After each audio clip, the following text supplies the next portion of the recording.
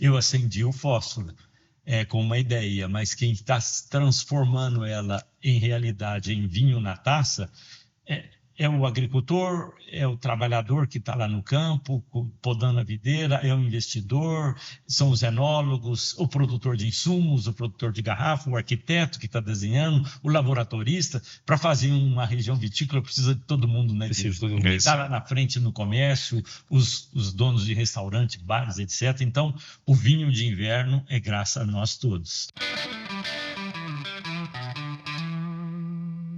Olá, sejam todos muito bem-vindos ao Pod Venda Mais Vinho. Meu nome é Diego Bertolini, sou empresário, consultor de mercado, especialista em vinhos e toda quinta-feira nós estamos aqui com empresários profissionais, sejam produtores, distribuidores, lojistas, com o intuito de a gente estar levando sacadas e estratégias para você ampliar as suas vendas de vinhos.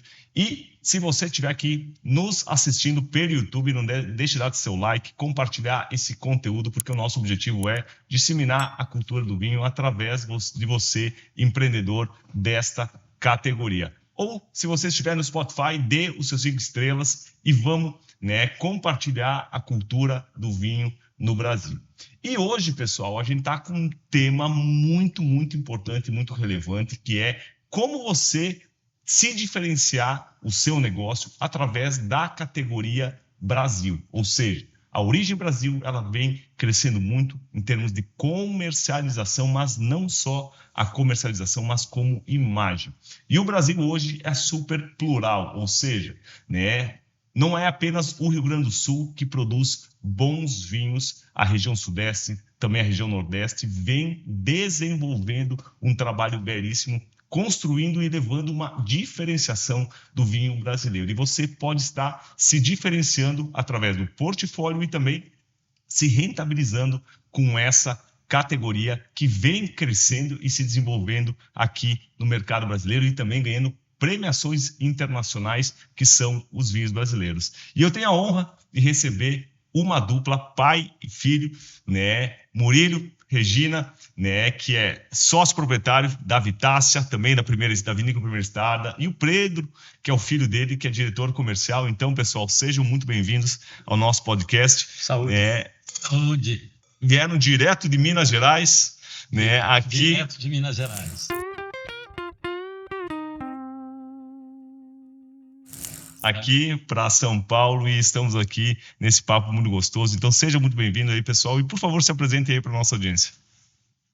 Olá, Diego. Um enorme prazer estar aqui com você, ouvintes do Pod Venda e Vinho, Mais Vinho. É um prazer estar aqui com vocês. Eu me chamo Murilo de Albuquerque Regina, sou engenheiro agrônomo, natural de Varginha, sul de Minas Gerais, linkado desde a minha infância em ciências agrárias, em agricultura, Desde muito cedo eu sabia que a minha vida seria plantar ou criar, e logo depois de ingresso na faculdade de agronomia já me despertou o interesse pela fruticultura, em seguida pela viticultura, Então eu trabalhei a minha vida toda com videira, fiz toda a minha parte de pós-graduação, mestrado, doutorado, pós-doutorado, em cima de viticultura e enologia. Fui pesquisador da EPAMIG e professor associado da Universidade Federal de Lavras durante a minha carreira profissional todinha. E hoje, já aposentado da carreira acadêmica, eu dedico a direção do Grupo Vitácia Brasil, que é um pool de empresas que atua desde a planta, desde a matriz da videira, a muda da videira, vinhedo, a consultoria, a prestação de serviços de consultoria, a vinícola, vinhos próprios, mercado online de vinhos e agora restaurante também, tudo focado nessa questão do vinho brasileiro e, como você já disse, o tema do nosso bate-papo de hoje, como se diferenciar nesse novo vinho brasileiro, nesse vinho moderno brasileiro, né? A gente está focado muito em buscar essa diferença, em valorizar essa diferença e melhorar a qualidade do vinho brasileiro como um todo. É isso aí. Agora vamos falar com o pé franco, né? Enfim, o Pinot Noir, Gamay Beaujolais, né? Que também seguiu essa história aí, Pedro. Acho que é um privilégio, né? Ter acompanhado, né? Orgulho, né? Eu tenho muito orgulho também do meu pai que também meu pai e meu tio me introduziram na vitivinicultura, né? E a gente aprendeu muito, né? E tu é jovem e agora como diretor comercial aí da Primeira Estrada. Como diretor comercial da Primeira Estrada. Olá a todos, Diego, um prazer estar aqui no Pode Mais Vinho, muito obrigado pelo Venda Mais Vinho, muito obrigado pelo convite. Vamos bater esse papo aí, tentar trocar ideia, tentar levar informação de qualidade para os ouvintes, para a gente disseminar o que é a venda do vinho nacional e como agregar valor nisso, né? E trazer maior qualidade para o consumidor final, né? Legal, legal. E Murilo, tem uma história assim que a gente, né, aqui é o Pinot Noir, né? Eu sou um Merlot, diríamos assim, né? Estou com 40 e aí eu muito jovem, né? Com 17 anos, nunca esqueço, Murilo. A gente começou com um projeto vitícola lá na Serra Sudeste, né, na Encruzilhada do Sul, e eu tive contato contigo, estava no Ipamig ainda, né, para iniciar um projeto de compras e teste de mudas de oliva, e aqui está, né, o resultado, né, o nosso azeite de oliva. Então, primeiramente eu queria te agradecer, né, porque foi a primeira pessoa que eu conversei que me deu esse start, né, de iniciar e buscar. Hoje eu sou sommelier de azeite e estudo muito, né, então eu quero primeiro, né, prestar aí uma homenagem, uma gratidão, né, eu acho que nunca falei isso, por ter me dado esse pontapé inicial que hoje, né, a gente produz aí os azeites de oliva, né, e também e os vinhos também, mas também tudo o que tu fez para a vitivinicultura brasileira, né? Tu foi uma pessoa assim que revolucionou a vitivinicultura brasileira, tá? Através da dupla poda, né? Então acho que tu é uma pessoa que vem transformando, né, o vinho do Brasil, e acho que o setor, né, deve muito aí e é uma homenagem, uma gratidão muito grande, né, de tu estar aqui hoje, né, aqui eu fico muito honrado pela presença de vocês aqui, né, por ter uma pessoa que fez a diferença do vinho brasileiro, né, e vem fazendo ainda, né, no desenvolvimento do teu trabalho. E quando a gente fala de diferenciação, Murilo, quando a gente fala de diferenciação no mercado, estratégias, mas a gente fala de diferenciação de produto também, né? Como foi essa questão, né, de desenvolver esse trabalho da dupla poda? Então, em primeiro lugar, muito obrigado pela citação, pela gentileza das palavras, né? Fico muito honrado de ter participado de uma parte da história do tua desenvolvimento profissional, né, na questão das oliveiras e do vinho também, né? No caso do vinho, eu me incluo em uma categoria de profissionais que a questão de 30 anos ou 40, entre 35 e 40 anos atrás, a viticultura brasileira passava por um momento de decisão para chegar onde ela chegou hoje. E aquela época eu participava de redes nacionais de pesquisa em viticultura e frequentava frequentemente, né, o Rio Grande do Sul, Bento Gonçalves, a zona vitícola brasileira por excelência na época, e ainda hoje, né, pela pungência que ela tem.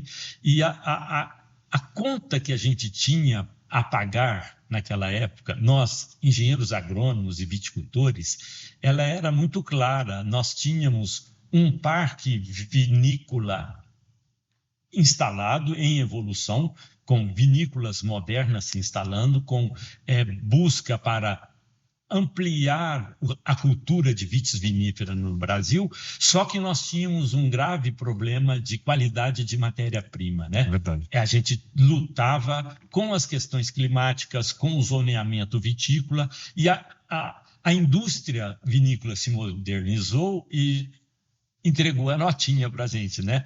Isso e aí. aí nós temos indústrias, nós temos clientes, nós temos turistas, no caso da Serra Gaúcha, onde está a matéria-prima de qualidade para fazer bons vinhos, né? Então, eu faço parte dessa categoria de agrônomos que começou a buscar essa diferenciação, cada um na sua região, na sua forma de interpretar a videira e o equilíbrio dela no campo, no clima e no solo de cada região, né? Então, a partir dali que a gente começou a enxergar, por exemplo, vinícolas não saindo fisicamente, mas ampliando vinhedos na campanha gaúcha, buscando topografia, menos chuva, melhores condições. Foi ali que a gente vivenciou o nascimento do vinho de altitude de Santa Catarina. Né? O catarinense saiu do Vale do Rio do Peixe e foi para as zonas de altitude, né? Foi para São Joaquim, foi para Caçador, e hoje nós temos grandes vinhos de altitude de Santa Catarina. Alguns motivado para aquela indagação, se o problema de maturação da uva é excesso de chuva, vamos para o semiárido, né? Foram vitícolas se instalar na região Bahia, né? Em Bahia, Pernambuco. E ao sudeste, né? O que aconteceu no sudeste? Sudeste brasileiro tem uma história da viticultura, tanto São Paulo e sul de Minas Gerais, é tão antiga quanto a da Serra Gaúcha e baseada nos mesmos conceitos, que se especializou em vitis labrusca, se especializou nos vinhos comuns, que tem uma importância muito grande, social e econômica no Brasil até hoje, mas se especializou nessas videiras em função das limitações climáticas de se cultivar e de se produzir vinho de vitis vinífera, né? Então, no meu caso, como eu dizia, eu sou natural de Varginha, que faz parte do centro de uma região cafeeira imensa, né? Se eu não me engano, é a maior região cafeeira de café de qualidade de todo o mundo. E nessa região, eu costumo dizer que nós não temos 4 estações no ano, né? No sudeste brasileiro, nós temos 2, a chuvosa e a seca. Né? Então, o que acontece? O café de qualidade, ele é colhido, ele começa a amadurecer agora, em março. Sim. Ele é colhido a partir de abril, maio, vai até agosto. E nessa região do sudeste, o período de outono e inverno ele é caracterizado por gritante, né, a condição climática. Nós temos dias ensolarados, noites frias e, em função de dias ensolarados e baixo índice pluviométrico, solo seco. É assim que o café amadurece. Bom, eu passei minha infância em fazendas do café. E tinha essa coisa de clima na época da colheita, as férias de julho da escola, passar na fazenda de café. Isso estava bem sedimentado comigo, essa questão desse clima fazendo amadurecer essa bebida extraordinária que é o café do sul de Minas. E quando eu vou fazer meu doutorado na França, logo nas primeiras aulas de climatologia vitícola, eu vejo um professor falando para a gente, ele pontuou em um mapa onde estão os melhores vinhos do mundo, tanto no hemisfério norte e no hemisfério sul. Então tinha Borgonha, Piemonte, Bordeaux, Rioja, Austrália, África do Sul, Chile, Argentina, e ele perguntou o que tem em comum nessas regiões ao hemisfério sul, norte e sul. Ninguém da classe soube dizer, ele falou, elas têm em comum o fato de que a uva, quando ela começa a pintar, até amadurecimento, tem dia ensolarado, noite fria e solo seco. Aí me veio o insight, né? Bom, eu tenho esse clima na minha terra. E nós estamos aqui estávamos naquela época lutando no Brasil, dando murro na ponta de faca com uma viticultura que era complicada naquela época, Diego. Eu não sei se você lembra, você era muito jovem na época, né? A gente vivia brigando com os híbridos produtores direto, quando não era Labrusca, era Culder 13, era Seivilar, Seibel, porque eram plantas rústicas essa condição. E quando eu ouço isso, eu falo, caramba, se eu tenho a condição para fazer amadurecer na minha terra, só que ela é o clima ideal, é o clima certo, na hora errada, no momento errado. É só eu inverter o ciclo da videira, né? Porque no sudeste, assim como no sul, a videira tradicional você poda em agosto, ela brota em setembro, floresce em outubro, o cacho se forma em novembro, dezembro, a gente vai começar a amadurecer janeiro e fevereiro, e debaixo de muita água, no caso do sudeste. Bom, enfim, o que eu fiz foi interpretar a informação de que entre os meses de maio e agosto no Sudeste brasileiro, em especial nas zonas de altitude acima de 800 metros de altitude, nós temos essa condição climática. Então, para fazer a uva amadurecer nessa condição, que é especialmente favorável à maturação, em especial a maturação dos taninos, né, que vai favorecer a qualidade. A acidez da amplitude, né? E manter em equilíbrio a acidez. Então, em vez de podar a uva em agosto e colher em janeiro, eu passei a podar em janeiro para colher em agosto. Como eu preciso de 2 ciclos para chegar nisso, então eu tenho uma poda de formação em setembro. Quando a videira brota, a gente elimina os cachos. Quando chega em janeiro, o ramo maduro, podamos novamente. Nós estamos podando agora, nesses dias, janeiro, fevereiro. Sim. E vamos colher. Essa uva vai começar a amadurecer em maio para ser colhido junho, julho até agosto. Então, é daí que surgiu o vinho de inverno. É o que eu prefiro hoje fazer referência a essa nova forma de buscar a qualidade do vinho, é o vinho de inverno, né? O vinho de inverno, ele usa do artifício de se podar 2 vezes, né, a videira, né? Então, assim, nós não inventamos a poda da videira, isso foi inventado há muitos anos atrás, né? Parece que foi inventado até por um burro, né? Diego, um burro que mastigou os ramos da videira. Sim. E depois ela brotou melhor, mais equilibrada. Mas, enfim, nós tivemos a compreensão de que para fazer vitis vinífera nessa latitude brasileira e nessa condição climática, a videira precisa estar com os frutos prontos para iniciar a maturação no outono e no inverno. Claro. E isso aí custou bastante tempo, né? Isso aí começou a ser feito em 2001, quando nós plantamos as primeiras videiras em Três Corações, no sul de Minas Gerais, lá na terra do falecido Rei Pelé, né? Isso. Então, lá, Marcos Arruda Vieira, um médico natural de Poços de Caldas, que tinha uma fazenda lá, ele que me indagou uma certa vez, foi ele que trouxe, é ginecologista, ele que trouxe o Pedro Olavo ao mundo, né? Ele que acompanhou o parto, né, a gravidez da minha esposa e o nascimento do Pedro Olavo. E durante uma degustação, um dia, ele me pergunta: Murilo, dá para fazer vinhos finos em Três Corações? E eu já estava com aquilo na cabeça, né? Eu disse: Marcos, dá sim, sem nenhum problema. A gente só tem que inverter o ciclo da videira. Se a gente colher entre maio e julho, vamos fazer vinho bom, porque tem clima para isso. E ali a gente começou a testar em 2001, primeira safra 2003, primeiro vinhedo comercial 2004, que aí ele surge da iniciativa do Marcos Arruda, proprietário da fazenda onde a gente fez os ensaios, de montar um vinhedo comercial, e ele chamou a Vitácia Brasil, na época já a minha empresa, que estava começando a se instalar para a produção de mudas clonadas no Brasil. Então ele nos chamou para ser sócios nesse vinhedo, perdão. E ali que a gente começou a fazer o primeiro vinho de inverno.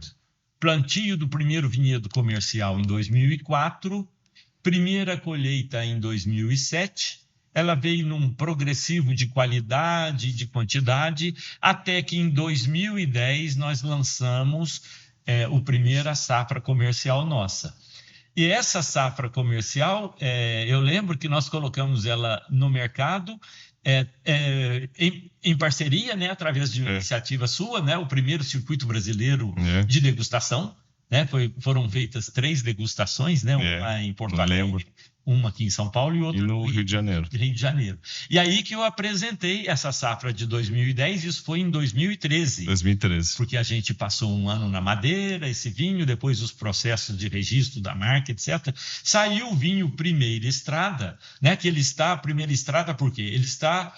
O vinhedo está em Três Corações, que faz parte do eixo turístico da Estrada Real. Estrada Real, né? Que é um projeto da Federação de Indústria do Estado de Minas Gerais, que tem uma marca coletiva hoje, Estrada Real, né? O Instituto Estado Real detém essa marca, né? A nossa vinícola chama Vinícola Estrada Real. Nós somos licenciados pelo Instituto Estrada Real, pagamos royalty para usar essa marca, e a gente quis brincar um pouquinho com o nome, né? É o primeiro vinho da Estrada Real, é o primeiro Estrada. Era um nome, é o primeiro vinho de inverno, né? E aí que a gente lançou o primeiro Estrada e a marca pegou, né? O vinho pegou e daí que surgiu o movimento. Na época eu ainda era pesquisador, tinha, é lógico, artigos científicos publicados, dissertações de mestrado, doutorado feito em cima, tinha um embasamento técnico-científico bem robusto, né, para falar tal clone, tal variedade, tal porte enxerto, tal densidade, tal época de poda, tal curva de maturação fenólica, tal curva de chuva, etc. Então, isso hoje está muito bem documentado, né? As futuras gerações, etc., vão ter onde tomar uma água limpa. Água limpa. Né? Eu, de vez em quando, escuto assim, umas conversas. Murilo, você sabia que o fulano, lá em 1800, fez um vinho que colheu no inverno? Você está requerendo isso para você, mas já existe. Um tal padre fez isso, um tal padre fez aquilo. Eu falo, bom, gente, é uma pena. O tal padre deve ter feito vinho muito para ele. Para a época, não sei qual variedade, com que técnica, como é que ele fez. Não está documentado. Isso não foi documentado, o que é uma pena, né? Porque, assim, nós passamos, a minha geração de pesquisadores, nós passamos décadas e décadas. O Brasil, quando criou o serviço do vinho lá para 1920, 1930, sim, que criou as estações experimentais de Caxias do Sul, de Caldas, Minas Gerais, Jundiaí, em São Paulo, contratou generalistas gigantescos na qualidade, no entendimento da agricultura da época, né? Eu vou citar só um ou dois nomes, pedindo já perdão aos outros que fizeram parte dessa pleiade de profissionais que começaram a lutar pelo vinho lá em 1920 e 30, Amintas Assis Lage, Tilderico Bevilacqua, Juliano, que foi lá da Embrapa. Juliano da Embrapa. Exato. Mas entre vários outros, Santos Neto, Barreto, então tem tantas pessoas lutaram. Esses profissionais gigantescos ficaram brigando com o Seibel, com o Seivilar, com o Der 13, a carreira profissional deles todinha, né? Então, se eu penso assim, se os padres lá do século retrasado tivessem feito, registrado alguma coisa, ele teria economizado a vida de muita gente. É verdade. Mas, enfim, dali, no que eu entendo, a forma do Sudeste de se fazer vinho, né, não é a única, né? O cultivo protegido tem se mostrado muito interessante, né? Tem vinhos excelentes sendo feitos em Campos de Jordão, acima de 1.300 metros de altitude, uma região fria, chuvosa no verão, onde é impossível você fazer dupla poda para colher no inverno. O cultivo protegido tem dado boas informações e tem dado bons vinhos. O vinho de inverno é uma forma, né? Existem outras, mas só que ele realmente tem hoje um registro técnico e a gente já normatizou isso, né? Nós temos hoje uma Associação Nacional de Produtores de Vinho de Inverno, ela tem uma marca coletiva registrada no INPI, ela tem um conselho regulador e tem um caderno técnico que diz vinho de inverno é aquele colhido em tal época, tal altitude, tal condição climática, etc. A gente sabe onde isso pode replicar. A gente tem a certificação desse vinho de inverno, ele já sai hoje com o selo do vinho de inverno, com QR Code que qualquer consumidor pode consultar o lote de onde vem, a certificação, quantas garrafas, etc, etc. E essa técnica do vinho de inverno, hoje ela já se disseminou por todo o Sudeste brasileiro, né? Minas Gerais, São Paulo, Rio de Janeiro, Espírito Santo, Centro-Oeste, né? Goiás, Brasília, Distrito Federal e até uma parte do Nordeste, né? A Chapada Diamantina, lá, né? Com o projeto Uva, que está fazendo vinhos excelentes. Então, é um novo jeito de fazer viticultura, de se buscar a diferenciação em qualidade de vinhos, né? Em tipicidade de vinho, né? Então, o vinho de inverno, eu acredito, ele veio para ficar, né? A nossa marca se sente orgulhosa de ter sido a primeira, né? O vinho Estrada Real, o vinho Primeira Estrada, que está aí no mercado, ele chegou já a primeira 2010, safra, né? A safra de 2010, né? Hoje nós estamos já com 12 anos depois. 12 anos depois. O primeiro vinhedo está lá ainda até hoje, o primeiro vinhedo comercial completando 20 anos, né? Foi plantado em 2000 2004.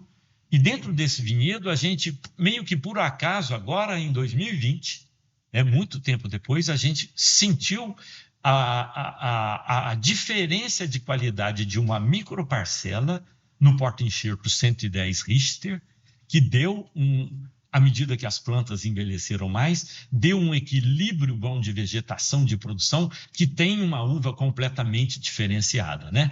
Então, desta uva diferenciada, nós lançamos o prógono, foi recém-lançado agora no mercado, né? Prógono deriva, né? Esse aqui, ó. Tá aqui, esse aí, ó. Esse é o prógono. Aqui esse é o Prógono Gran Reserva. Gran Reserva. É uma edição limitada, depois o Pedro Olavo vai discorrer mais sobre ele, mas só a história dele foi que lá no meinho daquele vinhedo de 3,5 hectares, tinha 1,5 hectares desse porta-enxerto 110 Richter, com uma diferença de qualidade nessa uva. O prógono significa o precursor, né? O iniciador. Então, nós colhemos só essa microparcela, uma edição limitada, né, de 2.000 garrafas apenas dessa safra, e com esse vinho nós passamos ele por uma barrica especial, deixamos um tempo de barrica de 1 ano, depois mais de 1 ano na garrafa, e ele só vai ser produzido em safras muito especiais, só naquele super anos. Então, de uma forma bem resumida, né, hoje a gente se sente orgulhoso de saber que já estamos ultrapassando 1.000 hectares de vinhedos conduzidos em dupla poda para o vinho de inverno. Só na nossa associação somos 44 produtores que já estão hoje atingindo assim. Então, estamos chegando no mercado, boa parte desses vinhedos ainda não tem marcas, mas deve vir nos próximos anos aí uma alavanche de marcas novas, de regiões novas, com diferenciais de qualidade. O Cerrado Mineiro está plantando, o Centro-Oeste está plantando, novas regiões no sul de Minas estão plantando. Então, está chegando muita coisa aí pela frente, eu acho que nós vamos ter boas surpresas. E se a gente ainda é assim, muito... jovem na questão mercadológica de colocar esse vinho nosso de inverno à disposição de todo consumidor brasileiro, a gente já tem a maturidade de pensar que o vinho de inverno ele já precisa se especializar, ele precisa valorizar a tipicidade regional, né? Eu quero dizer, um vinho de inverno da Serra da Mantiqueira ou do sul de Minas, ele não é igual ao vinho de inverno do Planalto Central, nem do Cerrado Mineiro, nem da Malgiana Paulista, né? Então, hoje a gente já está trabalhando o conceito das indicações geográficas, nós já postulamos o registro da indicação geográfica do sul de Minas, dessa região cafeeira, junto ao INPI, e já estamos trabalhando cientificamente as informações para requerer uma denominação de origem. Nossa, é uma evolução tremenda, né? E Pedro, nós não pegamos essa estrada de chão, né? Nós não pegamos, né? Eu vi no vácuo, já vi. Foi no vácuo e já estava mais certinho, né? Mas eu acho que é o seguinte, né, Pedro, tu que é diretor comercial da Primeira Estrada e pô, que foi precursor nesse projeto, e eu sempre falo, né, e o Murilo pode falar muito, né, nós, como matriz produtiva, né, o produtor sabe produzir. Sim. Vamos lá, e quando a gente fala no Rio Grande do Sul, né, eu trabalhei na Cooperativa Vinícola Aurora, meu histórico familiar, nós quebramos uma vinícola, porque a gente focou no vinhedo, fizemos a vinícola, e aí, posteriormente, a gente foi para o mercado. E a gente delegou a área comercial, né, para um importador, distribuidor, que na teoria era lindo, só que na prática nós quebramos a vinícola, porque não dava vazão da comercialização do vinhedo, porque a uva não espera no pé. Não congela, a uva não espera no pé. E eu vejo, né, a importância, né, eu acho que agraciando todo o histórico, né, que o teu pai fez, Pedro, mas agora nós temos um compromisso muito grande, que é colocar esse produto na taça do consumidor. E hoje, como tu tá vendo essa evolução, não só da Primeira Estrada, mas também de outros produtores que tu vem acompanhando? Diego, Aquilo que nós havíamos conversado um pouco naquela conversa, antes de iniciarmos aqui o podcast. O vinho Primeira Estrada, em um primeiro momento, ele foi um cartão de visitas para outras empresas do grupo. Tanto para a muda de videira, para a consultoria, para a vinificação. Isso durante seus primeiros 16 anos, posso colocar? Tranquilamente. Os primeiros 16 anos da marca, ele era um cartão de visitas. Em lugares específicos de pessoas altamente conscientes, já apaixonadas pelo vinho, que faziam contato direto conosco, nós revendíamos esse vinho, né? Posso colocar aqui, citar Hexby Band, primeiro parceiro nosso em Belo Horizonte, né? Mercearia Líder, de um grande amigo nosso lá em Poços de Caldas, né? E depois vamos voltar na Mercearia Líder para falar dessa diferenciação de um empório muito bacana que tem e que trabalha muito o vinho nacional de alta gama. Supermercado Zona Sul, no Rio de Janeiro, né, que foi inclusive através da Dave, através de uma iniciativa tua também, que nós conseguimos ingressar lá. E Brabim, né? O Vinhos do Brasil. Vinhos do Brasil, né? Os eventos esportivos do Rio de Janeiro, Copa do Mundo, de 2014 e Jogos Olímpicos. Né? Jogos Olímpicos. Houve aquela iniciativa, né?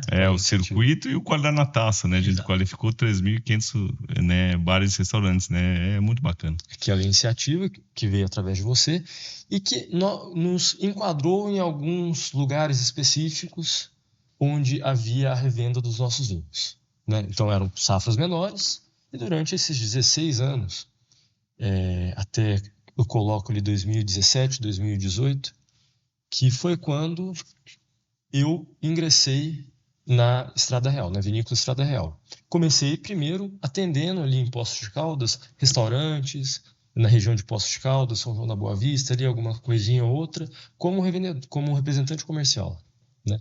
E aí, em 2020, na contramão de todas as vinícolas que estavam registrando vendas altíssimas, Estrada Real estava com vendas paradas, próximas a zero. Por quê?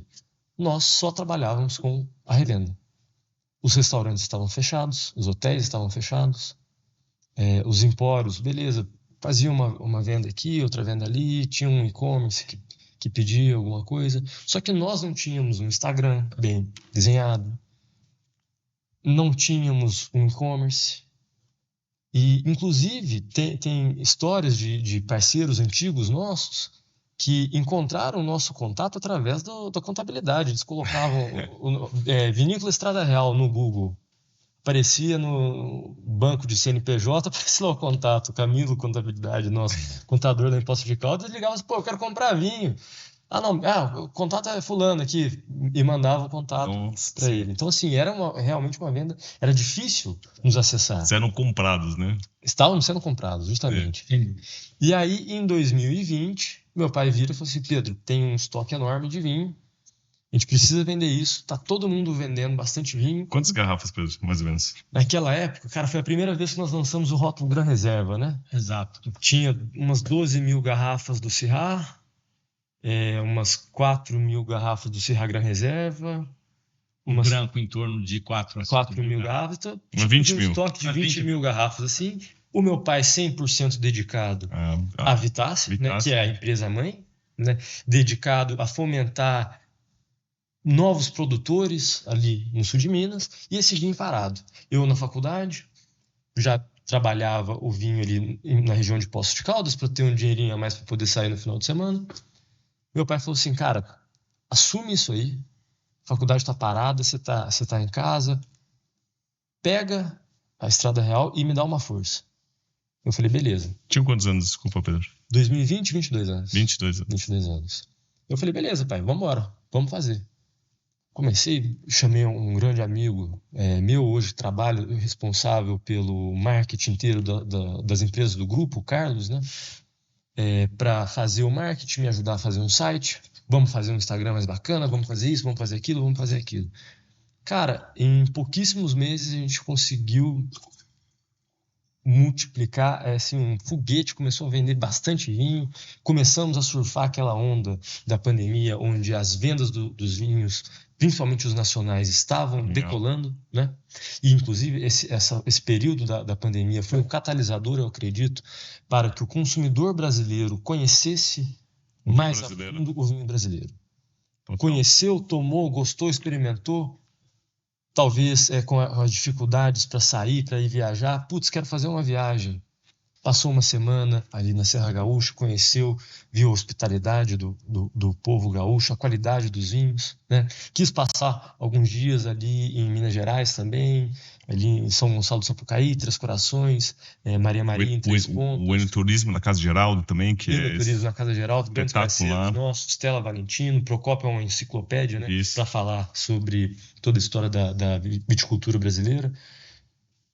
Viu, tomou na taça, gostou, foi lá visitar, viu que tem história, que tem paixão, e se apaixonou também, né? Então eu acho que a pandemia foi um grande catalisador para a gente conseguir colocar o vinho brasileiro na taça do consumidor brasileiro e perder um pouco esse preconceito, né? Aquela síndrome de vira-lata, né? Síndrome de vira-lata. Nós, em Minas Gerais, em São Paulo, acredito que ainda tenha muito disso, na Bahia, as pessoas falam, putz, vinho mineiro? Sério que é vinho mineiro? Mas Minas Gerais faz vinho de qualidade, e na hora que a pessoa experimenta, ela fica surpresa. E eu vou mencionar aqui uma pessoa que é muito de conhecer, Murilo, e desculpa, Pedro, mas eu comentei muito, né? Ele é presidente da Associação Brasileira de Bares e Restaurantes, se chama Paulo Somuti. Paulo Somuti, ele é um mineiro, né? Mora no Rio, em Minas. E eu já, por muitas vezes, eu fiz parte, né, na época do circuito, do Qualidade na Taça, a Brasel era muito parceira do Ibravin, né, e o Paulo, graças a Deus, eu acho que o vinho, ele sempre apresenta pessoas boas, né, e a gente ficou grandes amigos, né, hoje eu tenho uma colaboração muito forte com a Brasel, que estou desenvolvendo também qualificações hoje para bares, restaurantes, etc. E quando eu contei a história, né, eu falei e contei, né, o jargão, né, e na época do circuito do primeiro vinho, 2013, que foi a matéria da Deise Novakoski, o mineirinho que enganou a videira. O mineirinho que enganou a videira. O mineirinho que enganou, então um abraço também para a queridíssima Deise. Né, enfim, né, ela é muito querida, muito querida. Eu sempre chamei ela de madrinha do nosso vinho. E eu lembro, né, que quando eu organizei lá o circuito de degustação, eu liguei para ti, né, Murilo, disse, Murilo, daí tu falou no telefone, né, cara, não lembro assim, não, mas eu sou pequenininho, tô lançando, Murilo, vai ser importante, né, vai ser importante, pô, e saiu aquela matéria, né, foi no jornal Rio Show, Caderno Rio Show, um caderno do Globo. Do Globo. Saía às sextas-feiras. Isso, a gente saiu. Ainda existe. Saía às sextas-feiras. Foi no Caderno da Gastronomia do Rio Show, a Deus escreveu uma coluna, né, que o mineirinho que enganou a videira. E, cara, eu vi assim, né, as vinícolas, né, prestigiados produtores como Pisato, etc. Mas o vinho tem muita questão da curiosidade. Né? Eu sempre faço uma analogia, falo muito para os meus alunos, né, que são vendedores, gente, o vinho é que nem um holofote e uma esteira redonda, sempre vai ter a bola da vez. O consumidor do vinho, ele gosta de buscar novidades, ele é curioso, ele não é aquele cara que só toma a mesma marca sempre, não, ele gosta de buscar. E na época a gente precisava essa oxigenação do vinho brasileiro, porque sempre é Rio Grande do Sul, depois agora Santa Catarina, agora vem Chapada, e o vinho de inverno ele deu essa pluralidade, esses vários sotaques, né, mineirinho, gauchês, Catarina, né, paulista, goiano, carioca também. Goiano, carioca, o capixaba, né? O capixaba, lá em Santa Teresa.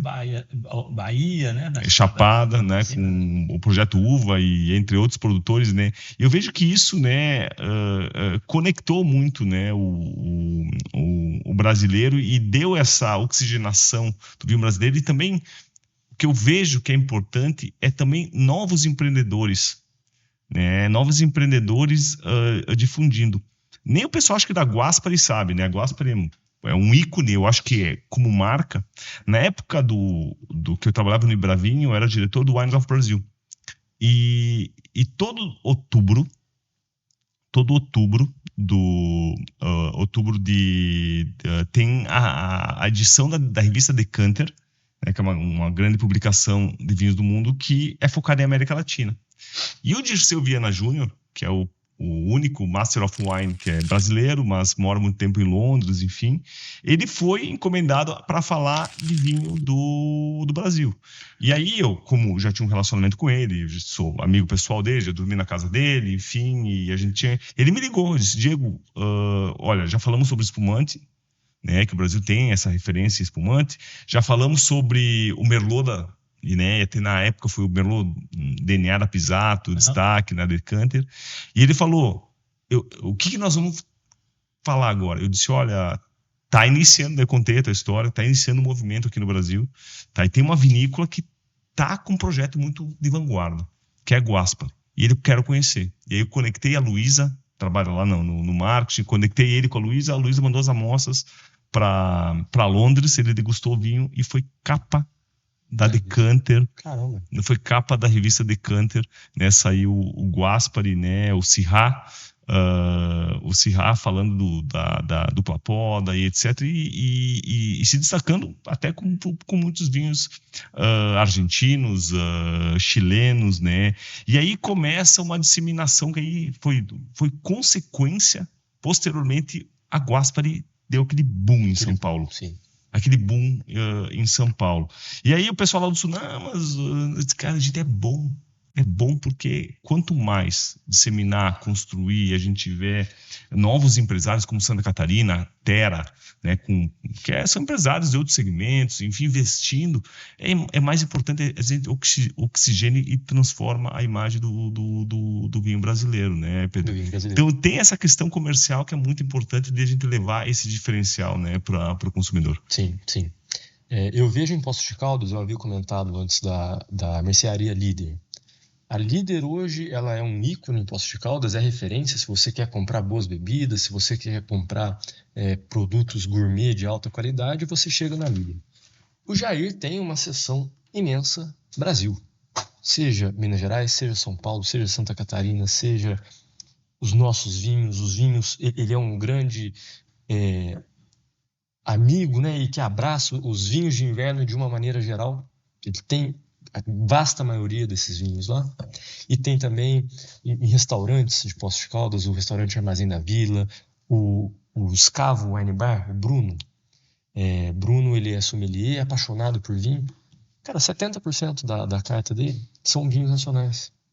Vinhos nacionais de alta gama, de alta qualidade. O vinho nacional não deve mais nada hoje. Isso. Ele só tem que chegar na taça do consumidor. O que eu penso? Que eu adoto na Estrada Real. Beleza, restaurante, vou fazer uma compra aqui, tal. Beleza, cara, tô te mandando uma garrafa de amostra. Abre, bota na taça do pessoal, pra servirem. No nosso restaurante, no nosso wine bar, né, na visitação nossa, a pessoa chega lá, a primeira coisa que ela recebe de cortesia é uma taça de vinho. Uma taça geralmente a gente trabalha ou com vinho rosé ou com vinhozinho branco para uma taça de cortesia ali. Branco você tratou mais é o Chardonnay, né? Chardonnay e Sauvignon Blanc. Sauvignon Blanc agora.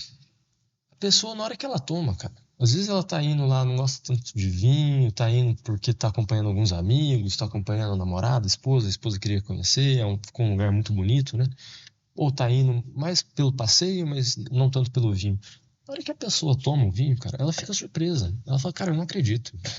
Não acredito que a gente vai para outro país e tá aqui do lado. 30 minutos da minha casa, 1 hora da minha casa, 2 horas da minha casa. Ou vamos se tratando, por exemplo, de uma pessoa que é de São Paulo, pegar um avião, pousar no Rio Grande do Sul, visitar todas as vinícolas ali. Cara, é só a gente colocar na taça dessas pessoas que elas vão ficar surpresas. Eu acho que tem o produtor, ele tem que entender isso e ajudar o revendedor a trabalhar. Cara, manda uma amostra. Pega essa amostra, abre aí, serve pro pessoal, por minha conta, serve uma tacinha, se o cara gostar, pede uma garrafa. Cara, vai gostar. A gente não deve nada, cara. Eu não tô falando de vinho mineiro, não tô falando de Estrada Real, tô falando de vinho nacional em um contexto geral. Então, como que a gente vai aumentar, como é que a gente vai fomentar o consumo, a venda de vinho nacional de alta gama, aliando o produtor e o revendedor para chegar em um senso comum de benefício mútuo. Putz, vou te mandar uma amostrinha, cara, vou te mandar isso, vou te mandar, tô com um lançamento, vou mandar, esse vinho vai entrar no mercado daqui 15 dias, estou te mandando uma amostra para você provar e para você servir aí na sua casa, ver o que os seus clientes acham. Lembro que na mercearia Líder, quando iniciamos lá, o Jair abria algumas garrafas e deixava. Sim, na mesa, né? Na mesa de amostra. Então a pessoa estava na mercearia, estava esperando o presunto ser fatiado ali, alguma coisa, embalar o produto, estava na fila do caixa, e ele pegava e ia lá e experimentava uma tacinha do vinho. Cara, quanto que isso gera de venda na ponta é muito grande. Só que isso não pode ser um custo só do produtor e nem só do revendedor, né? Tem que ter ali um trabalho em conjunto dos dois para a gente conseguir gerar essas vendas, né? E fazer o consumidor se apaixonar por isso, né? Eu acho muito bonito quando a gente chega em estabelecimentos que abraçam o vinho regional ali, o vinho nacional, claro, mas principalmente o vinho regional. Vejo muito isso em Poços de Caldas, né? Agradeço muito a todos os parceiros da Vinícola Estrada Real, todos os restaurantes, os empórios que trabalham com o nosso vinho. E vi muito isso ontem em Espírito Santo do Pinhal. O quanto que a cidade inteira está se movimentando e trabalhando em torno do vinho local, né? que tá nascendo ali, né? De quantas vinícolas que hoje em Pinhal existem? E eu acho que eles já têm mais de 40 projetos, mais de 40 projetos. vinhedos, né? Não necessariamente vinícolas, né? E eu acho legal até uma das coisas assim, tem várias teorias, né? E na minha metodologia, quando eu ensino um bar e restaurante ou até um e-commerce, né, a desenvolver a carta de vinho, o cardápio de vinho, né, então primeiro, né, tu começa com o espumante, depois o branco, o rosé, tinto, depois os fortificados, mas a hierarquia ela começa com o vinho da região. Primeiro, a primeira página, por exemplo, se começa com o espumante, o primeiro item tem que ser o produto regional. Porque tu vai para o Piemonte, vai encontrar o que primeiro? O vinho do Piemonte. Tu vai para a Toscana, tu vai começar primeiro a Toscana. Vai ter, às vezes, na Toscana, um Barolo, né? Ou vai ter, mas o vinho regional. Então, na hierarquia que eu falo o seguinte, é como se fosse respeito. Cara, é respeito. E eu vejo na questão, né? Não, o Brasil hoje deixou de e foi muito importante porque teve aquele resgate histórico pô, eu dou consultoria pro Pérola, né, que é a marca líder de vinho no Brasil. A gente tem que valorizar também o vinho de mesa, porque o vinho de mesa é a porta de entrada para muitos consumidores, né, e eu acho que é muito importante. Mas o espumante foi aí a ponta de flecha em relação à qualidade nos viníferas. Eu tive a oportunidade de trazer Steven Spurrier pro Brasil e a gente fazer a degustação de São Paulo e ele provar e falar assim, não, o Steven Spurrier, que fez o julgamento de Paris, fazer o julgamento de São Paulo e fala assim, não, o espumante brasileiro é o melhor espumante do Hemisfério Sul. Cara, saiu na Folha de São Paulo, saiu até na mídia internacional isso, e foi muito importante, até porque hoje 83% da participação de mercado dos vinhos de espumantes são brasileiros. E na questão do vinho, né, a gente tem essa tipicidade, então a gente tem que instruir o trade, e eu falo muito com o Paulo Sumucci lá da Brasel, que é mineirinho, e é encantado com a história de vocês. Falo assim, a gente tem que qualificar o bar e restaurante, a valorizar. O restaurante do Paraná, ele tem que botar desenho, que é a vinícola lá no Paraná, ele tem que valorizar também até o Azan Lorenzi, que é lá do Paraná, mas como em Santa Catarina, em Florianópolis, e eu vejo que está começando em Florianópolis. Eu fiquei muito feliz, eu fui aí na orla aí aí que tem o Nostradamus, aqueles restaurantes, valorizando muito os vinhos de Santa Catarina, que tem vinhos de excelente qualidade. É como na Bahia, a gente tem que valorizar o vinho da Chapada, o vinho ali de Casanova, etc. Então, colocar o vinho brasileiro na pauta, porque o Brasil hoje ele tem qualidade e tem diversidade. E falando nessa questão de diversidade, e para pegar o gancho do como o revendedor, Murilo, pode se diferenciar, como tu trabalhou pesquisador e tu já teve na França, e já trabalhou com vários pesquisadores em várias regiões por todo o Brasil, qual o principal diferencial em relação a líquido do vinho de inverno? Se a gente fala, em especial dos vinhos tintos, o que a gente consegue fazer? Se eu pego a variedade emblemática do vinho de inverno, hoje é a Syrah, né? Sempre foi a Syrah, apesar de hoje a gente já fazer bons Cabernet Franc, bons Tempranillo, bons Marcelans, outras variedades estão sendo incorporadas ao processo. Mas se eu pego por base a Syrah, eu vou fazer referência aqui ao professor Alain Carbonneau. Ele foi meu orientador de doutorado lá na França e depois professor de viticultura da Escola de Montpellier. E eu fiz doutorado com ele lá, eu terminei meu doutorado com ele em 94. Em 2010, ele veio ao Brasil, convidado pelo pessoal da Embrapa, lá de Petrolina, para participar de um congresso de viticultura tropical que abordava temas da uva de mesa, da uva de vinho, etc. Eu não estava nesse congresso, mas convidei o Carbonneau para vir conhecer o Sudeste brasileiro e girei com ele no nosso vinhedo. Girei o sul de Minas, onde a gente começou a fazer isso. Isso foi em 2010, a gente estava lançando os primeiros vinhos, né? E o Carbonneau, quando ele regressou na França, ele era editor-chefe da revista RBF, Revista dos Vinhos da França, RBF, não, perdão, Progresso Agrícola e Vitícola, era o PAV. Ele era o editor-chefe do PAV.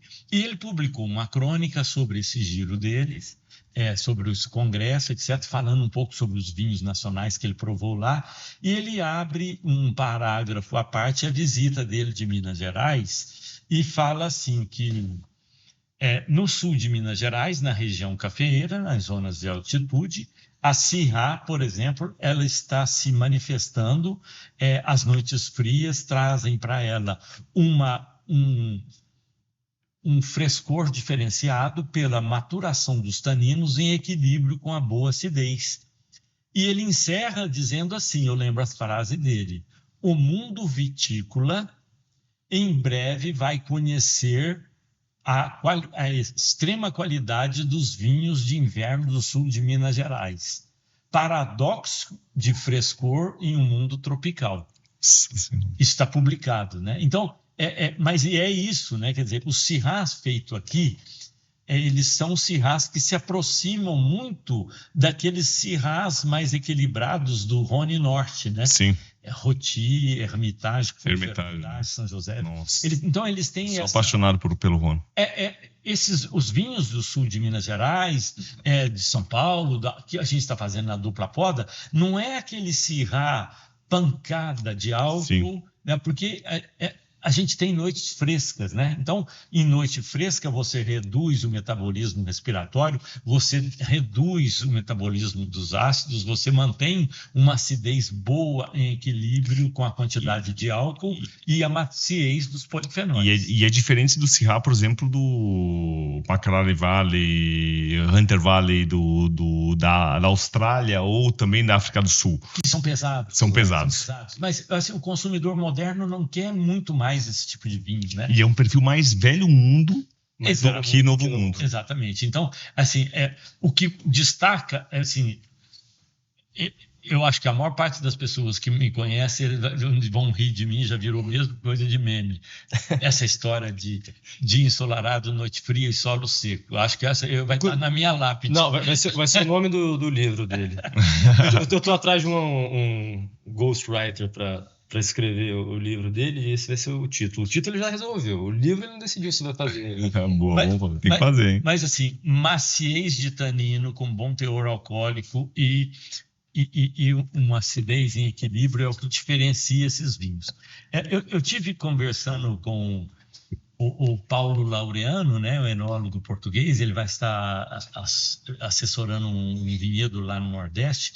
Ele esteve girando aqui no Sudeste para conhecer o que a gente está fazendo no vinho de inverno, né? Ele falou assim: Murilo, eu estou encantado, nunca na minha vida, ele já conhece o Brasil há mais de 20 anos e conhece bem mais estados do Brasil que eu, que tenho 63 anos de brasileiro, né? Ele falou assim: Murilo, eu giro esse Brasil para todo lado, vendendo os meus vinhos e falando sobre vinhos, e conheço bem essas regiões. Eu nunca poderia imaginar na minha vida que uma região subtropical de vocês pudesse conseguir fazer uvas maduras com a qualidade de maturação que vocês estão conseguindo, tanto para brancos quanto para tintos. Ele ficou realmente encantado. E o que mais me encanta, por exemplo, é um vinho que tem quase 15 de álcool.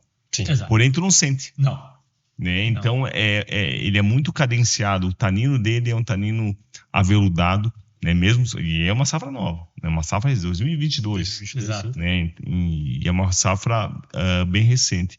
Então, eu vejo, né, esse perfil do Rhône, né, enfim, em relação a velho mundo, mas eu vejo que a Syrah, né, até pela sua tipicidade, se destaca muito bem, mas também a gente começa a ver brancos, né, como o próprio Chardonnay e Sauvignon Blanc. Sauvignon Blanc faz vinhos interessantes, né? Então, assim, é uma uva de Sauvignon Blanc plenamente madura. Plenamente madura. É um vinho de livro, né? Um vinho de livro.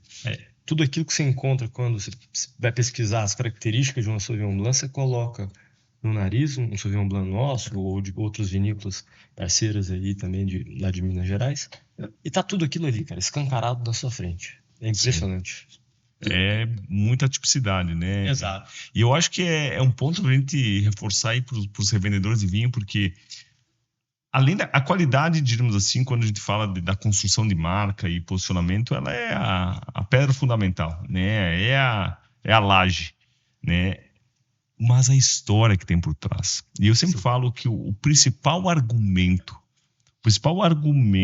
de venda é a história. E a gente tem que disseminar essas histórias para o atendente de vinho, para o garçom, porque quando ele pega o Estrada Real, nunca esqueço, enfim, pô, olha o rótulo que bacana que é, da primeira estrada, né? O rótulo bacana que é, conta a história, que foi o primeiro vinho de inverno do Brasil, né? E começa a conectar consumidor, que começou a história lá na Mineirinho, que ganhou a videira, e começa a contar. Isso é argumento de venda. Sim.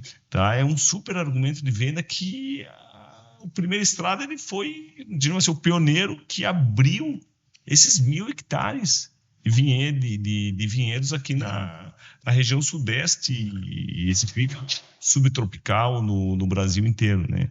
E é muito bacana ver esse movimento e a gente tem que cada vez mais estimular, né, essa conscientização da qualidade do vinho brasileiro e da tipicidade, da pluralidade desse vinho, né? Sem dúvida. Ainda com relação à questão comercial, Diego, o Pedro Olavo, ele me alertou para uma questão assim, de comportamento do consumidor brasileiro com relação ao vinho brasileiro, que eu não havia me atentado ainda, né? Na minha geração, eu comecei a tomar vinho aos 20 e poucos anos, e isso, 20 e poucos anos, eu estou falando de 80, no início dos anos 80. O vinho brasileiro era bem diferente do que é hoje, né? E quem tomava vinho naquela época, saindo na juventude, ou era cerveja ou era uísque barato, e começou a entrar no vinho, quem começou a tomar vinho naquela época tinha guardou um certo preconceito com relação ao vinho nacional para os vinhos daquela época, que hoje não faz mais nenhum sentido. Nem o vinho de mesa, né? Evoluiu em todas as regiões. E muito bem. E muito bem. E aí, quando eu falo com o Pedro Olavo do problema de aumentar esse consumo de vinhos nacionais, a gente conhece os números, né, da balança de importação, né? Claro. Quanto que de vinho tinto, vinífera se importa, quanto que é o vinho nacional. 15% Brasil e 85% importado. O Pedro me fala assim, pai, mas hoje em dia eu falo que isso aí é graças ainda ao preconceito que existia lá atrás e que falta informação. E aí ele fala, olha, porque o Pedro Olavo tem 25 anos hoje, né? E ele frequenta as lojas, os restaurantes onde ele coloca o nosso vinho, e ele frequenta com jovens da idade dele, que estão ainda na universidade ou saindo da universidade. Ainda não enquadradas no mercado de trabalho também. Isso. Exato. Então, quando o Pedro Olavo comenta com eles, olha, o problema do Brasil é o preconceito, porque o vinho brasileiro não era tão bom antigamente, eles falam assim para ele, olha, vocês precisam me falar que o vinho brasileiro já foi ruim, porque isso aqui está ótimo. Está ótimo. Então, esse jovem, quando ele entrar no mercado consumidor, quando ele tiver... Então, esse cara já nasceu provando um branco, um rosé, um espumante gaúcho, os vinhos de inverno, vinhos de outras regiões, ele já nasceu com outro conceito, ele não tem esse complexo de vira-lata que a minha geração teve. Ele já nasceu inserido na cabeça dele, o vinho brasileiro é bom. Isso aí. Ele já nasceu olhando, cara, via Instagram, um amigo, pô, tá visitando uma vinícola, caramba, olha que lugar bonito, quero visitar lá também.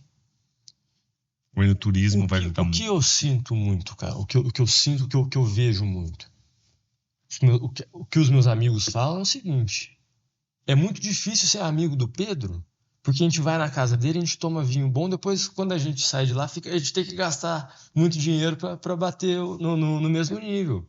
E lá em casa nós servimos vinhos nacionais são os nossos rótulos, os rótulos dos parceiros nossos, né? E aí o que eles o que eu entendo, né? O que eu sempre falo, o paladar não retrocede. Não. Então a pessoa vai lá, ela toma um vinho nacional, ela já colocou na cabeça dela, puta, que vinho bacana, cara, que vinho bom. De onde é? De Minas Gerais, é de São Paulo, é de Santa Catarina, Rio Grande do Sul, é da Bahia, é de Espírito Santo, Rio de Janeiro. Então, assim, caramba, que vinhaço. E ela não tem aquele preconceito. Só que talvez esse jovem de 22, 23, 24 anos ainda não esteja, financeiramente falando, apto a rotineiramente tomar uma garrafa de um vinho nosso, por exemplo, o Primeira Estrada, que vai chegar ao consumidor final entre 150, 165, 170 reais. Ele vai tomar numa ocasião especial, sim, um jantar romântico com a namorada, etc, etc. Mas para tomar, sair, vou jantar, às vezes acaba ficando caro. Dobra a conta, né? Dobra a conta. Mas daqui 3, 4 anos, esse jovem ele está melhor inserido no mercado de trabalho, aquilo que era um luxo para ele não vai ter um prazer de poder desfrutar isso rotineiramente? Claro. Cara, isso é a visão que eu tenho e que eu acredito que o jovem hoje ele sempre é vaidoso, cara, ele tá ligado na saúde também. Né? Saudabilidade. E vamos ser sinceros, eu adoro tomar um drink, tomar um uísque, um conhaque, mas qual que é a bebida alcoólica que promove saúde? O que é a bebida alcoólica mais saudável que tem? É o vinho. É o vinho. E eu vejo que, né, eu até fiz um Rogério Dardot, né, um amigo, e estava fazendo um livro e ele me convidou e eu fiz um capítulo, né, mas era toda a parte do mercado do livro que ele vai lançar eu que escrevi. E até um dos pontos que eu mencionei muito dessa pluralidade, ou seja, o vinho brasileiro ele tem o seu grande volume, né, a grande presença no Rio Grande do Sul, porém o vinho brasileiro não é gaúcho, né? O vinho brasileiro ele tem essa diversidade de terroirs, então a gente tem que começar a olhar o vinho brasileiro por que vinho brasileiro, que tipicidade, né? A gente encontra o Syrah, tem bons Syrahs no Rio Grande do Sul, mas é diferente. Tem a Serra do Sudeste, que é um solo mais arenoso, é mais quente do que a Serra Gaúcha, é uma tipicidade diferente, por exemplo. Mas o grande desafio agora que eu vejo do vinho brasileiro, a qualidade, eu acho que a gente, como o teu pai falou, Pedro, a gente venceu, a gente teve tecnologia, vamos lá, época de 2000, a gente venceu a questão tecnológica. As vinícolas se modernizaram, tanques inox, prensa pneumática, etc. E pós-2000, eu vejo que a maior evolução do vinho brasileiro foi vitícola. Exato. Tá. Aquela famosa conta que eu citei no início da conversa. Foi vitícola. Uhum. Tá? E agora eu vejo lá dos 2020 para cima, eu diria assim, é mais plural. O vinho brasileiro, um exemplo nosso, é um produtor de Nebbiolo. Mas não é um Nebbiolo de... a gente é teródico, a gente foi o primeiro produtor de teródico no Brasil. Cara, então é um vinho de 22 anos. A gente implementou em 99. Então, ele deu certo, cara. Ele tem uma consistência de 22 anos vinificando os 5 hectares que a gente tem de teródico, né? Então, a gente já tem um histórico e a gente sabe, pô, é um vinho que ele tem um tanino macio, ele tem uma boa cor, né? E, principalmente, a barrica dele é de barrica de tonnéis e 500 litros para a gente prevalecer a fruta. Enfim, então eu acho que a questão produto, a gente caminha a passos largos, tá? Agora, a nova fase do vinho brasileiro, ela se chama no ponto de venda.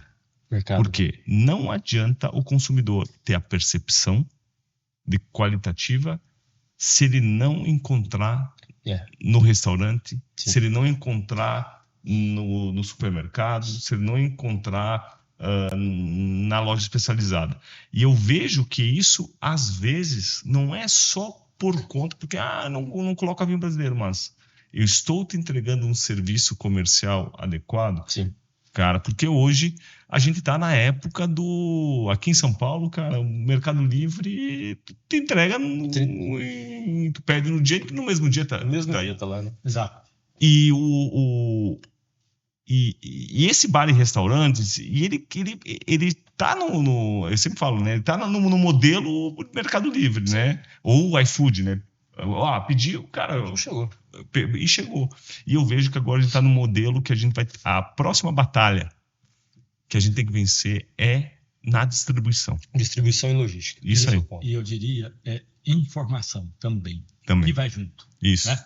É ter o vinho à pronta entrega, ter o vinho nos restaurantes, e quem está à frente qualificar, saber falar sobre aquele vinho. Por exemplo, eu vou falar aqui uma coisa, a mais recorrente hoje em quem produz vitis vinífera no Brasil e está colocando vinho no mercado. Mas por que o teu vinho é mais caro que um vinho chileno, por exemplo, ou argentino? Por que é mais caro? Então, assim, não se bebeu vinhos, eu falo assim, vinhos concentrados, eu quero dizer concentrados, de vinhedos conduzidos com produtividades aí entre 5 e 10 toneladas no máximo, vamos falar, vinhedos de 7 toneladas por hectare. Eles produzem vinhos concentrados, né? Sim. Você não dilui pelo excesso da produtividade, você concentra taninos, você concentra aromas e sabores. Vinhos concentrados são caros em todo o planeta.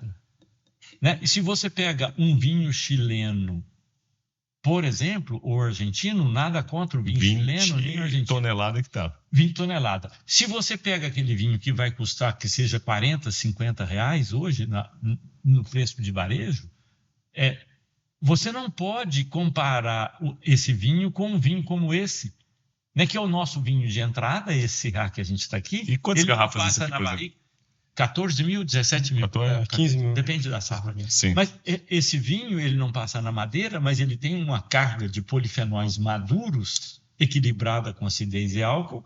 Então, se você põe às cegas um vinho que hoje o pessoal fala, pô, o vinho custa 150, 200 reais, eu penso, um vinho da América do Sul,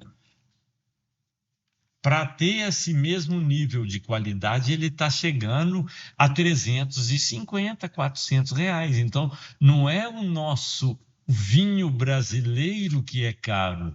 Vinho desse perfil é caro em qualquer lugar do mundo, né?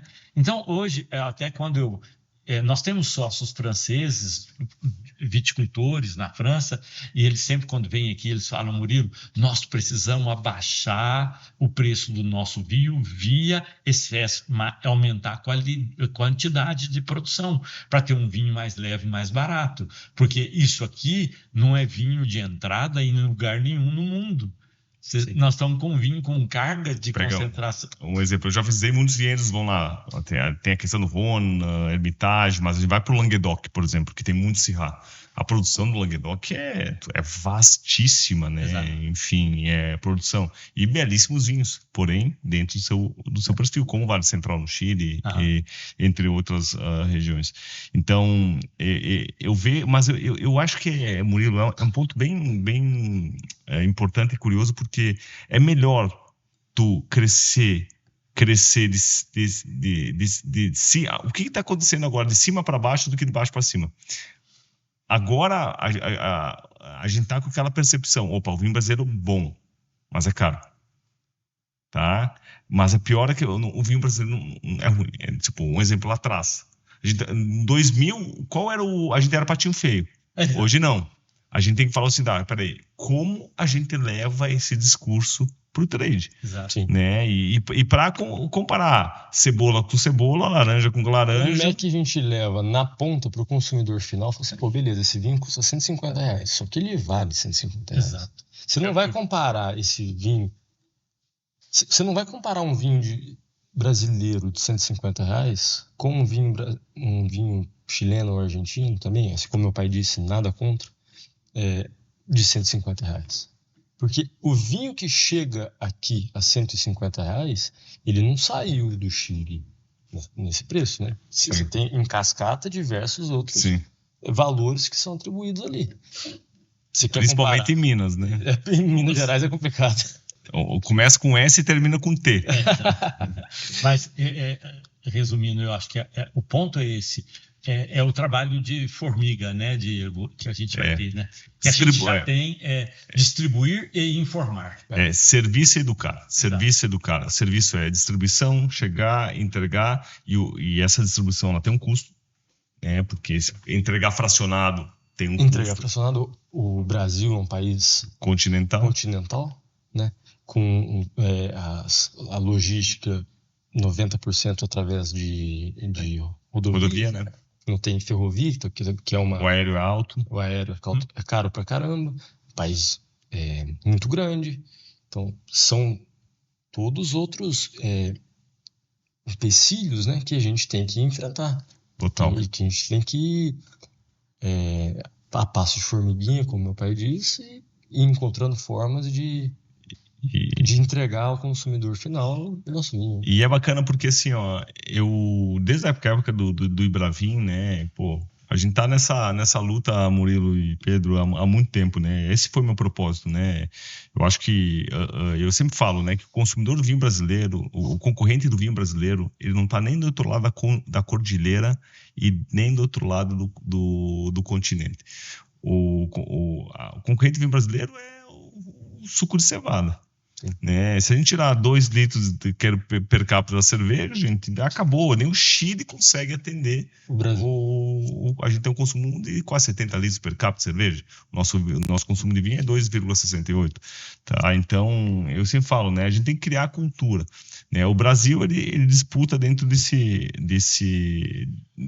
mercado desse mercado de vinhos, né? Mas o principal ponto que eu vejo assim que é muito importante é esse processo que a gente vem falando até aqui nesse podcast, entre outros, educar o trade, educar o varejista, educar esse comprador, esse agente comercial, ele é importante.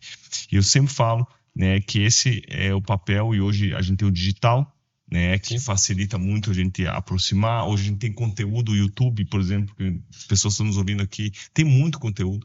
A pessoa que está tendo uma aula sobre vinho vinho inverno, né, e a gente tem que fazer esse trabalho, né, de desenvolvimento. E a gente vai ter, por exemplo, agora, né, o Primeira Estrada na nossa imersão em junho, né, nosso evento que vai ser de 14 e 15 de junho agora, desse ano, vai ter lá a Primeira Estrada representando os vinhos de Minas, né, previsão de 200 revendedores de vinho no Brasil inteiro, degustando o produto, né, e dentro da nossa comunidade, vocês aí levando benefícios, ofertas, trabalhando em distribuição, a gente levando conteúdo, e aí a gente começa, né, um trabalho de formiguinha, como o Murilo falou, né, de construir a categoria, né? Eu acho que é muito bacana. Gente, eu ficaria aqui horas e horas e horas conversando, porque, né, estamos aqui num papo de amigos entre amigos, né? Mas eu queria que vocês agora falassem um pouquinho, né, aqui para nossa audiência, como eles encontram esse vinhaço, né, do Primeira Estrada, Pedro. Como as pessoas têm acesso, e principalmente que eu acho interessante. Um ponto que eu avaliei, eu sempre falo para meus alunos, que às vezes é difícil ter vinícolas em Minas, tá? Ou em São Paulo, que tem uma boa política comercial. O que é uma boa política comercial? Tem um foco também no B2B e proporciona margem para o revendedor. E uma coisa que mais me encantou, e a gente está fazendo essa parceria, né, com Primeira Estrada, dentro da comunidade Venda Mais Vinho, com o intuito de levar benefícios para os nossos membros, né, mas principalmente um produto mineiríssimo, de excelente qualidade, com margem para o revendedor. Então, Pedro, comenta aqui com o pessoal como é o trabalho comercial de vocês e como vocês atendem esse revendedor especializado. Perfeito. O trabalho comercial nosso hoje, nós temos um pedido mínimo, que é de 2 caixas. Caixas com 6 unidades, então 12 garrafas.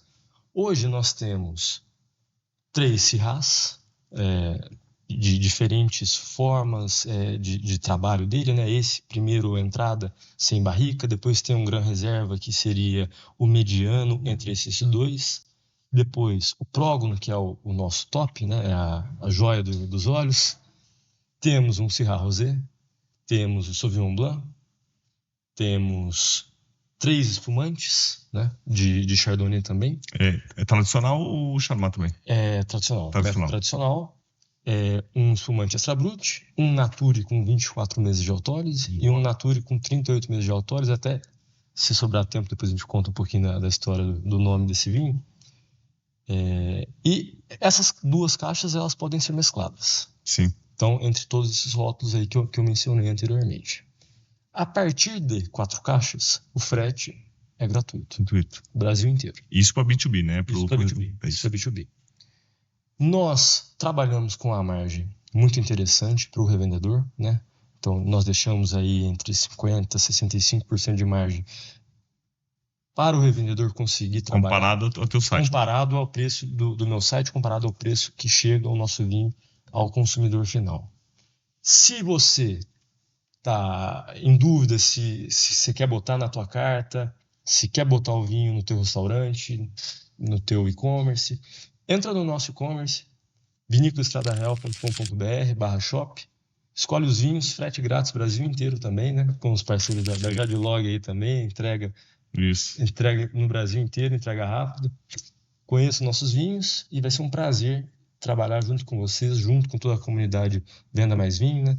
Logo tem novidade chegando, né? Isso aí. Pra lá? Bom, bacana. Por favor, venham nos conhecer também na nossa vinícola, na nossa visitação e tal. Isso é legal, cara, isso é legal. E aí você tem turismo, né? Para as pessoas visitar, porque acho que de São Paulo dá quanto tempo? 3 horas. 3 horinhas. 3 horas de São Paulo. Quando ele vem dirigindo, dá 2h30. É bom de braço. Ayrton Senna. Mas muito bom, pessoal. Quero mais uma vez agradecer e também, né, para quem estiver presente na imersão Venda Mais Vinho, não comentei, 14 e 15 de junho, a imersão Venda Mais Vinho, né? Então você que não se inscreveu, é o nosso evento presencial, onde a gente vai estar passando muitas informações, vai conectar vocês com fornecedores do Brasil inteiro, né? Brasileiros importados também, né? E a Estrada Real, a Primeira Estrada, desculpa, vai estar com produtos, levando assim os vinhos de inverno, né? Vai estar representando toda essa categoria dos produtores de Minas Gerais, que isso é muito importante. A gente está fazendo uma curadoria de fornecedores, estarão lá.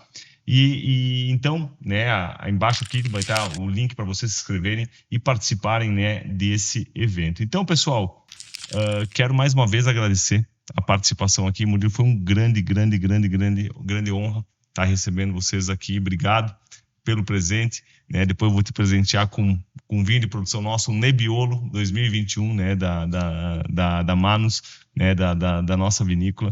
E mais uma vez, eu acho que em nome do setor vitivinícola brasileiro, te parabenizar e agradecer a tudo que tu proporcionou, né, para o mundo da vitivinicultura, que falei no início, mas eu quero mais uma vez reforçar, porque tu foi uma pessoa que 1.000 hectares de vinhedo de inverno, cara. Esse é um orgulho, cara. É um orgulho. Eu acho que aquela tua sacada transformou muitas vidas, né? Tu contou a história da vinícola Davo.